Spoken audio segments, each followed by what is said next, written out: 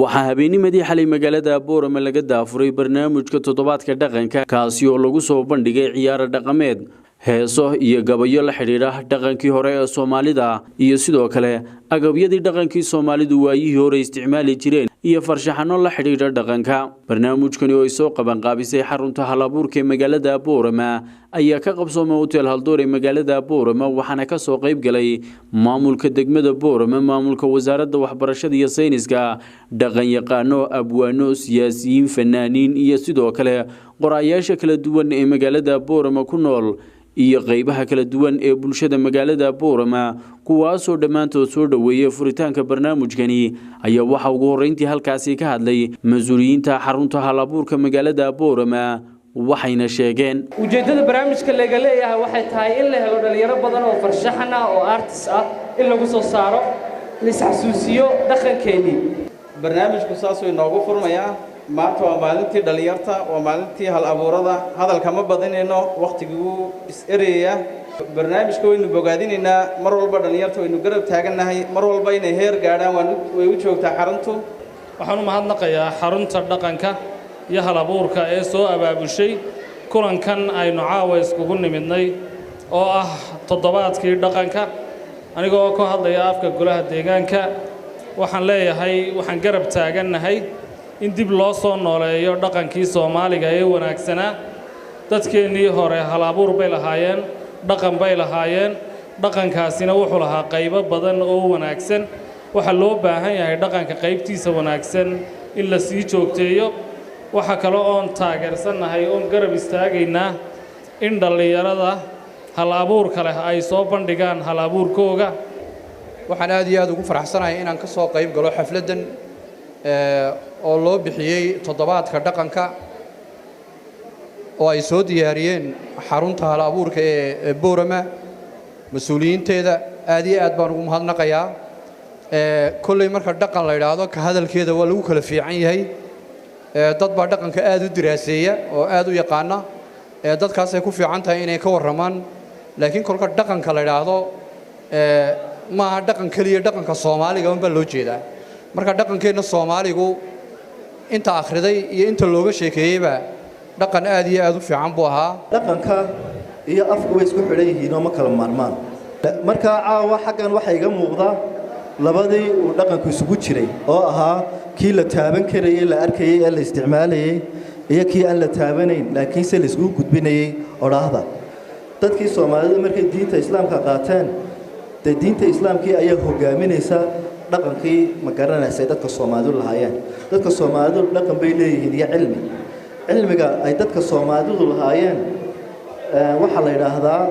ay wax ku beeran jireen ay isku daweyn jireen ay khilaafadkooda ku xalin jireen waxa weeyaan waa aqoonta abogaaga la yiraahdaa abogaa waxa la yiraahdaa Ingiriisiga ku fahmaysan baa laga yaabaa indigenous knowledge baa la yiraahdaa marka ummaddu marka loo baahan yahay inay noqoto ummad jirta oo in badan noolaata waxa muhiim ah inay dhaqankooda ku faraadaygaan dhaqankana waa la horumariyaa imiga waxay noo muuqataa maadaama ayna dawlad xoog badan jirin oo afkii ka shaqeysa dhaqankii Soomaalidu uu sii yaraanaya madashan oo kale waxaan aad iyo aad ugu mahadnaqayaa oo ugu hambalyeynaya in qayb ka yihiin soo noolaynta iyo dib u soo kobcinta dhaqankii wanaagsanaa ee Soomaaliga waxaynu doonaynaa markaasi toddobaadka dhaqanka inaynu isku baraarujino awoodaha shakhsiga ah iyo hibooyinka oo aynu ku muujinayno macnaha iyo milgaha uu dhaqanka Soomaaligu leeyahay iyo keenuba marka waxaan doonayaa anigu inaan hal qodob taabto halka qodobi waxa weeyaan dhaqan waxa la yiraahdaa maaha dharka lagu labisto oo kaliya hab fikirka caadooyinka afkaarta waxay ka mid yihiin dhaqamada ummadaha ummaduhuna waxay isku dhaafaan dhaqamada ku salaysan xagga fikirka kaasoo dhabada waxa dhayeen ummaduhu guuleystaan qaarna guul dareystaan waxa aynu dhiiri gelinaynaa oo aan boorka ka jafaynaa dhaqankii wanaagsanaa ee ay ummadda Soomaaliyeed leedahay runtii dadkii iga horreeyay oo dhan baa aad uga hadlay halkaa inaan ku raagama doonayo dhaqankaasi waa dhaqanka suuban weeye dhaqanka wanaagsan in la horumariyo ayaynu doonaynaa marka caawa kale waxaan aad ugu farxi lahaa waa barbilo way noo tahay halkaa alaabta taalloo kale in loo barartamo tusaale ahaan halkaa waxaa nooga muuqda alaabtii dhaqanka alaabtaa in $1 2,000 3,000 4,000 5,000 in lagu kala gato weeyaan buug la soo qoro dhaqanka ka sheekaynaysa oo aynu ugu kala baratamayno inuu dadkana ku dhiirigelinayno oo lana hebel dhaqankii uu la yimiday buugaas soo qoray buraaburkaas soo qoray suugaantaas soo qoray waxaas uu la yimiday taasaan u taagnaanayna waxaan jecelahay inaan idinla shaqeeyo caawa halkan waxa lagu hayaa waa waxbarasho marka waxbarashadana waxa ugu fiican qofku inuu barto nolosha iyo deegaanka marka noloshii waxay u baahan tahay communication ama moogtay xiriirka aadamuhu waa afka luqaddu waa muhiim in moogtay la horumariyaa si aanay u lumin dadka jiilka ka dambeeya waxa uu gudbinayaa ama uu reebayaa dhaxal waa afka sidoo kalena intii munaasabadu socotay waxaa halkaasi lagu soo bandhigay heeso gabayo iyo ciyaaro dhaqameed cunto dhaqameed iyo agabyadii kala duwanaa ee Soomaalidu waayihii hore isticmaali jireen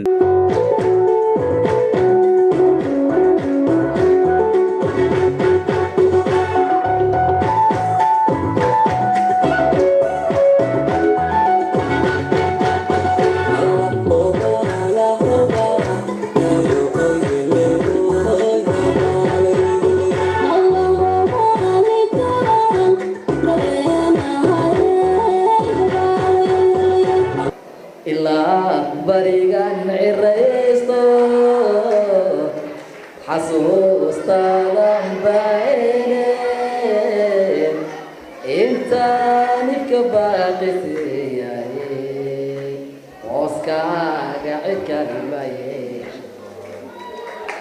ilaa barigan ciraysto xasuustaadan baayne